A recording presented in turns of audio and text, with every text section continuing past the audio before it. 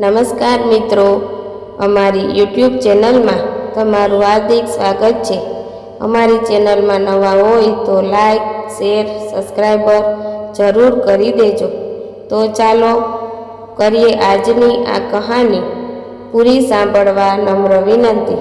જો તમે લાંબા સમયથી પૈસાની અછતથી પરેશાન છો અથવા તમારા બાળકને વારંવાર નજર લાગે છે, જો હા તો આજે હિન્દુ ધર્મમાં હોળીના તહેવારનું ખૂબ મહત્વ છે।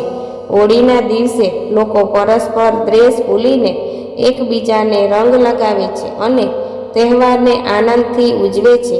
આ વખતે હોળીનો તહેવાર 25 માર્ચ 2024ના રોજ ઉજવવામાં આવશે। જો કે હોળીના દિવસે કેટલાક ઉપાય કરવાથી તમારી ખુશીમાં વધારો થઈ શકે છે। વાસ્તુશાસ્ત્રમાં માનવ જીવન સાથે જોડાયેલી દરેક સમસ્યાનો ઉકેલ જણાવવામાં આવ્યો છે। જો વ્યક્તિ આ નિયમોનું પાલન કરે છે તો તેના જીવનમાં મુશ્કેલીઓ ઓછી થાય છે। આજે અમે તમને હોળીના આવા 5 ઉપાય વિશે જણાવીશું। જો તમે તેને કરશો તો તમારા પર દેવી લક્ષ્મીની કૃપા હંમેશા રહેશે।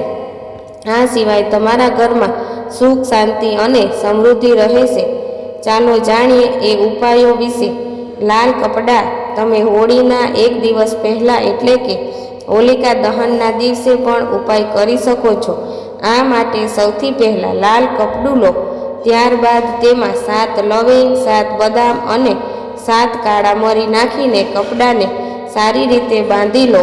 આ પછી તેને સળગતી હોલિકાને અર્પણ કરો, તેનાથી પરિવારમાં સકારાત્મકતા જળવાઈ રહેશે। આ સિવાય તમારા ગ્રહ પણ શાંત રહેશે।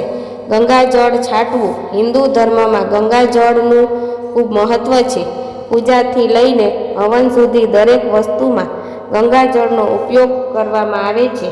આ સિવાય ઘરમાં ગંગાજળ છાંટવાથી નકારાત્મકતા દૂર થાય છે। આવી સ્થિતિમાં હોળીના દિવસે સૂર્યોદય પહેલાં જાગવું અને સ્નાન વગેરે કર્યા પછી મહાદેવની પૂજા કરવી। આ પછી હાથમાં ગંગાજળ લઈને આખા ઘરમાં છાંટો। આ દરમિયાન સતત હર હર મહાદેવનો જાપ કરો, તેનાથી નકારાત્મક ઉર્જા તમારા ઘરમાં રહેતી અટકવાશે।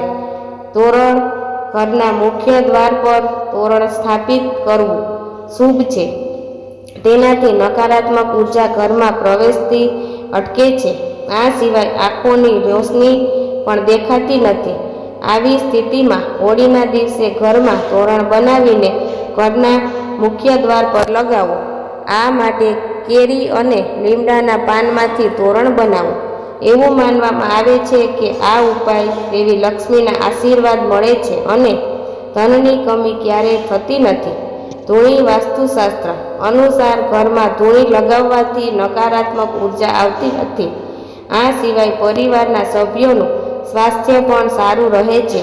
આવી સ્થિતિમાં હોળીના દિવસે પૂજા કર્યા પછી આખા ઘરમાં ધૂણી કરો। ધૂણીમાં ગુલની સાથે લોબાન, લવિંગ, કપૂર અને લીમડાના પાન બાળો। દીવો। હોળીના દિવસે ઘરના મુખ્ય દ્વાર પર દીવો પ્રગટાવવો શુભ ગણાય છે, તેનાથી માતા લક્ષ્મી પ્રસન્ન થાય છે। હોળીના દિવસે જ્યારે સાંજે અંધારું થઈ જાય ત્યારે તમારા ઘરનું મુખ્ય દ્વાર પર દીવો કરવો જોઈએ। આ નકારાત્મક શક્તિઓને ઘરની અંદર રહેતી અટકાવશે। આ સિવાય પરિવારના સભ્યોનું સ્વાસ્થ્ય પણ સારું રહેશે।